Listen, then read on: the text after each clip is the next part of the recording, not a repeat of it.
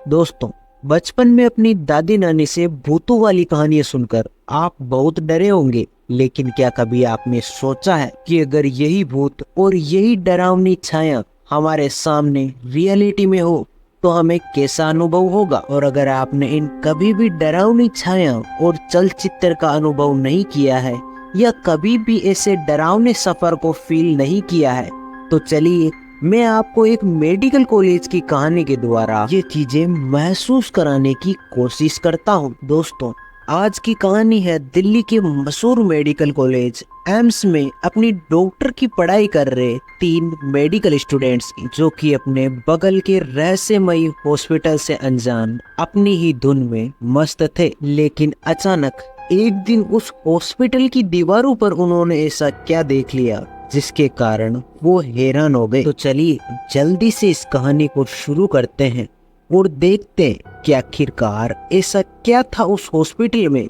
जिसके कारण उन तीनों स्टूडेंट्स को हैरानी हो गई। ये कहानी शुरू होती है 3 मेडिकल स्टूडेंट अंकित, रिया और विजय के साथ। और फिर मैं यहाँ पर बात करूँ अंकित की, तो अंकित मेडिकल का छात्र तो था ही, साथ ही साथ बहुत ही जिज्ञासु और साहसी था। यानी कि किसी भी चीज के बारे में जानने की बहुत ही जिज्ञासा थी और किसी भी डर से सहने के लिए ताकत थी, यानी बहुत ही साहसी था। वहीं दूसरी रिया, जो कि अंकित की दोस्त थी और होशियार और थोड़ी डरपोक थी। वहीं तीसरा विजय, जो कि अंकित और रिया का दोस्त तो था ही, साथ ही साथ बहुत मजाकिया और लापरवाह था। और चौथा यहाँ पर रहने वाला है शेडो, जो कि एक सीरियल किलर है और एक रहस्यमयी छाया की तरह है। तो जैसा कि दोस्तों, एम्स दिल्ली देश के सबसे प्रसिद्ध मेडिकल कॉलेज में से एक है और अपनी शानदार इमारतों और प्रतिभाशाली छात्रों के लिए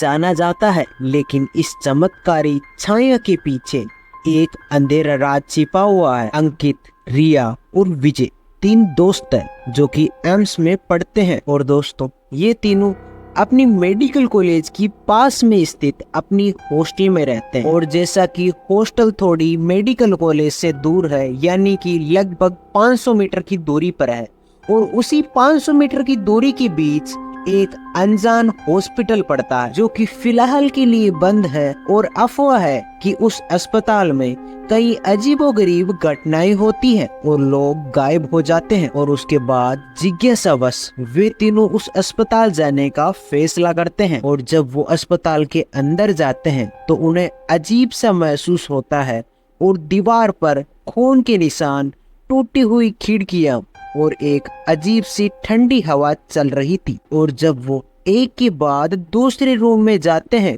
तो वहां देखते हैं कि यहाँ पर एक पुरानी डायरी पड़ी हुई है। और जब वो डायरी को खोलकर अंदर देखते हैं तो उसके अंदर एक सीरियल किलर के बारे में लिखा हुआ था, जो कि मेडिकल के स्टूडेंट्स को निशाना बनाता है। डायरी पढ़ने के बाद उन्हें लगता है कि वे अब खतरे में हैं और उसके तुरंत बाद वे पुलिस को सूचित करते हैं। लेकिन पुलिस उनकी बात पर विश्वास नहीं करती और उन्हें लगता है कि ये सब बकवास है। और उसके बाद जब पुलिस वाले उनकी बातें नहीं सुनते हैं तो वे अपनी हॉस्टल में आ जाते हैं और वहाँ पर थोड़ा बहुत डिस्कशन करते हैं कि देखो भाई, हमें तो इसकी डार्क रियलिटी पता है, लेकिन पुलिस वाले हम पर विश्वास नहीं कर रहे हैं और कहीं ना कहीं हमारी बातों को नहीं सुना जा रहा है। और उसके बाद वो अपने मेस में खाना खा के अपने बिस्तर पर सो जाते हैं। लेकिन जब रात के समय वे सब अपने हॉस्टल में सो रहे होते हैं तो अंकित की आंख खुलती है और उसे लगता है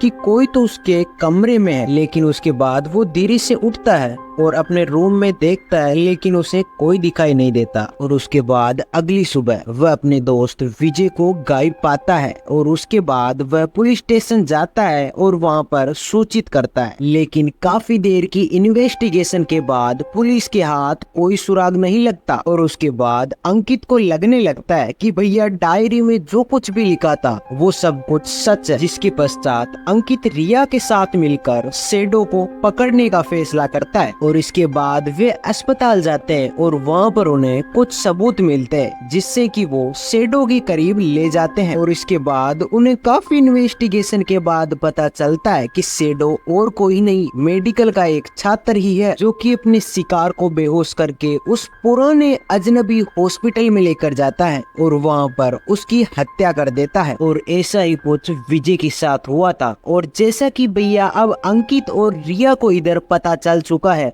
कि शैडो और कोई नहीं, मेडिकल का एक छात्र है और वो एक सीरियल किलर है, यानी कि किसी भी छात्र को रैंडम पकड़ता है और उसको उस हॉस्पिटल में ले जाकर मार देता है। जिसके पश्चात अंकित और रिया उस शैडो को पुलिस को पकड़वा देती है और पुलिस उस शैडो को गिरफ्तार करके जेल ले जाती है। और इसी के साथ एम्स दिल्ली के पास स्थित उस हॉस्पिटल का राज उजागर हो जाता है और अंत में अंकित और रिया हीरो बन जाते हैं। लेकिन इस घटना के बाद उनका जीवन हमेशा के लिए बदल जाता है। तो दोस्तों, आपने इस कहानी में देखा कि किस प्रकार अपने ही साथ पढ़ने वाला एक सहपाठी कैसे अपने ही दोस्त की जान ले लेता है और अंत में इसका परिणाम भी बुरा ही होता है। तो दोस्तों, आपको ये कहानी सुन के कैसा लगा हमें कमेंट बॉक्स में जरूर बताइए और ऐसी ही मजेदार और इंटरेस्टिंग कहानियों के लिए हमारे चैनल को लाइक शेयर सब्सक्राइब करना बिल्कुल मत भूलिए। तो मिलते हैं